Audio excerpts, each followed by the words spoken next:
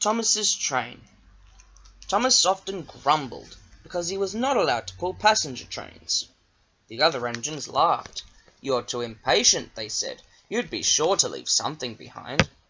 "Rubbish," said Thomas crossly. "Just you wait. I'll show you." One night, he and Henry were alone. Henry was ill. The men worked hard, but he didn't get better. Now Henry usually pulled the first train in the morning, and Thomas had to get his coaches ready. If Henry is ill, he thought, perhaps I shall pull his train. Thomas ran to find the coaches. Come along, he fussed. There's plenty of time, grumbled the coaches. He took them to the platform and wanted to run round in front at once, but his driver wouldn't let him. "Don't be impatient, Thomas," he said. So Thomas waited and waited. The people got in, the guard and station master walked up and down, the porters banged the doors, and still Henry didn't come. Thomas got more and more excited every minute. The fat director came out of his office to see what was the matter, and the guard and the station master told him about Henry. "Find another engine," he ordered. "There's only Thomas," they said. "You'll have to do it then, Thomas. Be quick now." So Thomas ran round to the front and backed down on the coaches, ready to start.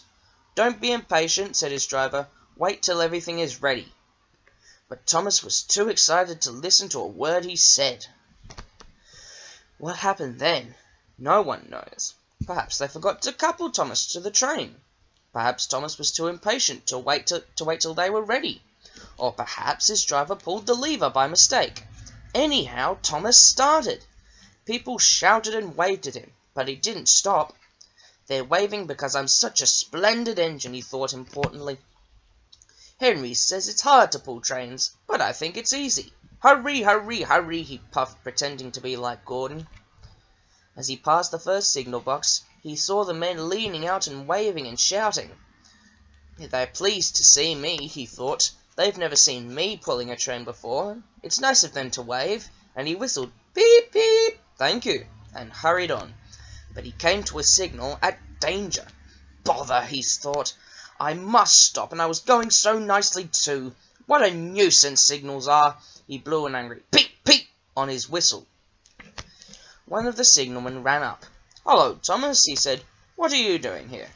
"I'm pulling a train," said Thomas proudly. "Can't you see?" "Where are your coaches, then?" Thomas looked back. "Why, bless me," he said, "if we haven't left them behind." "Yes," said the signalman.